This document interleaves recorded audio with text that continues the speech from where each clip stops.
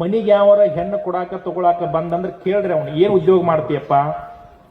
ನೌಕರಿ ಮಾಡ್ತೀನಿ. ಎಷ್ಟು ವರ್ಷ ಮಾಡ್ತಿ? ಫ್ಯಾಕ್ಟ್ರಿ ನಡಿ ಮಠ ಇಲ್ಲ ಸರ್ಕಾರ ಇಟ್ಕೊಳ್ಳೋ ಮಠ. ಮುಂದೆ ಹೆಂಗ್ ಹೆಂಡತಿ ಸಾಕ್ತಿ? ಬಂದ್ ರೊಕ್ಕದ ಮೇಲೆ ಅಲ್ಲ, ಅನ್ನದಿಂದ ಹೆಂಡತಿ ಸಾಕ್ತೇನೆ ಅನ್ಬೇಕವ. ನಿಮ್ಮ ಮಕ್ಕಳನ್ನ ರೈತರ ಮಕ್ಕಳಿಗೆ ಕೊಡ್ರಿ.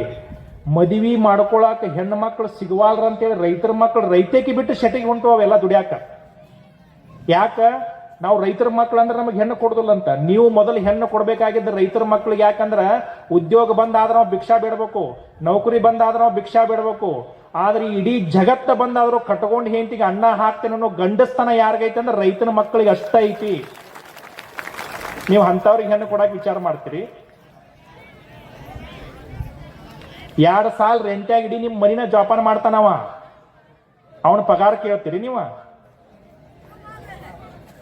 ಇವ್ ತಿಂಗಳ 10,000 ಖರ್ಚು ಮಾಡಿ ಟ್ರ್ಯಾಕ್ಟರ್ ತೆಗೆದಂತ ಗಾಡಿ EMI ಕಟ್ತಾನೆ. ಕಾರ್ ಗಾಡಿಯಾಗ ಬಂದ ಮಳೆಯ ಅವ 10 ಲಕ್ಷ ರೂಪಾಯಿ ಕಿಮ್ಮತ್ತಿನ ಟ್ರ್ಯಾಕ್ಟರ್ ಸಗಣಿ ಹೇರಾಕಿರ್ತಾನು.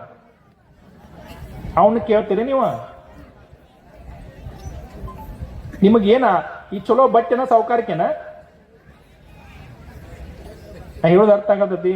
ಅವನು ಕಾಲಾಗಿನ ಹಿಮ್ಮಡ ಹೊಡಿಬೇಕ, ಅದ್ರಾಗ ಮಣ್ಣು ಇರ್ಬೇಕ. ನಿಮ್ ಮನೆಗೆ ಬಂದ ಹಳೆಯ ಕೈ ತೊಳ್ಕೊಂಡ್ರೆ ಕೈಯಾಗಿನ ನೀರಾಗ ಮಣ್ಣು ಬೀಳ್ಬೇಕು. ಕಣ್ಣು ಮುಚ್ಚ ಅವಂಗೆ ಹೆಣ್ಣು ಕೊಡ್ರಿ, ನಿಮ್ಮ ಮಗನ ಸಾಕ್ತಾನವ.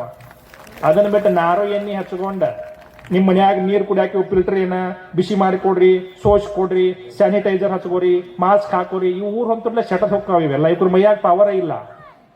ಇಂಥವಕ್ಕ ಆ ಹುಡುಗಿ ಗಂಟು ಹಾಕಿ ಅದರ ಬಾಳೆ ಏನು ಮಾಡವ್ರು?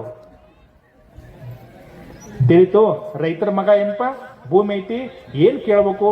ಕುಡಿತೀಯನ, ಸೇರ್ತೀಯನ, ಇಸ್ಬೇಟ ಆಡ್ತೀಯನ, ಓಸಿ ಆಡ್ತೀಯನ? ಏನು ಚಟ ಇಲ್ಲ. ಬಾ, ನೀ ದೇವ್ರ ಮನುಷ್ಯನ ತಗೊಂಡ ಹುಡುಗಿ ಮಾಡ್ಕೊಂಡ್ ನಡಿ. ಬಂಗಾರ ಬ್ಯಾಡ, ಬೆಳ್ಳಿ ಬ್ಯಾಡ.